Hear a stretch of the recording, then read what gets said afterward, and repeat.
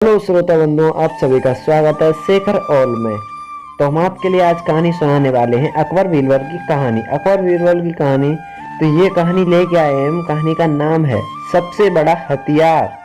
तो चलो let's start. कहानी को करते हैं यहाँ से शुरुआत। तो जिसने अभी तक वीडियो को लाइक नहीं किया वो वीडियो को लाइक कर दे, चैनल को सब्सक्राइब कर दे। तो चलो भाई चलते हैं वीडियो की तरफ।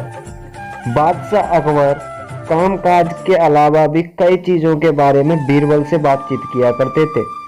ऐसे ही बैठे बैठे एक दिन बादशाह ने बीरबल से पूछा कि इस दुनिया में सबसे बड़ा हथियार तुम्हारे हिसाब से कौन सा होता है।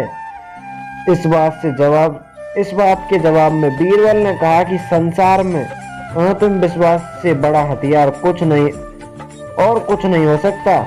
यह बात अकबर के समझ में नहीं आई, लेकिन फिर भी उन्होंने कुछ नहीं कहा। उनके मन में हुआ कि समय आने पर इस बात की परख की जाएगी। कुछ दिनों बाद राज्य में एक हाथी बेकाबू हो गया। पता करने पर समझ आया कि वो पागल हो गया है। उसे कर्मचारियों ने जंजीरों से जकड़ लिया था। इसकी खबर जैसे ही बादशाह को पहुंची तो उन्होंने सीधे महावत से कहा कि जब भी तुम्हें बीरबल आता दिखे तो हथियार की जंजीरों को खोल देना। यह सुनकर महावत हैरान हो गया, लेकिन बादशाह का आदेश था इसलिए सिर झुकाकर चला गया। अब अकबर ने बीरबल को महावत के पास जाने के लिए कहा। महावत ने भी बादशाह के आदेश का पालन करते हुए बीरबल को आते हुए देख हाथी को जंजीर से मुक्त कर दिया। बीरबल को इस बात की खबर नहीं थी, इसलिए वो आराम से चले जा रहे थे। तभी उनकी नजर चिंगारते हुए हाथी पर पड़ी। जैसे ही उन्होंने देखा कि हाथी उनकी तरफ आ रहा है, वो कुछ समझ नहीं पाए।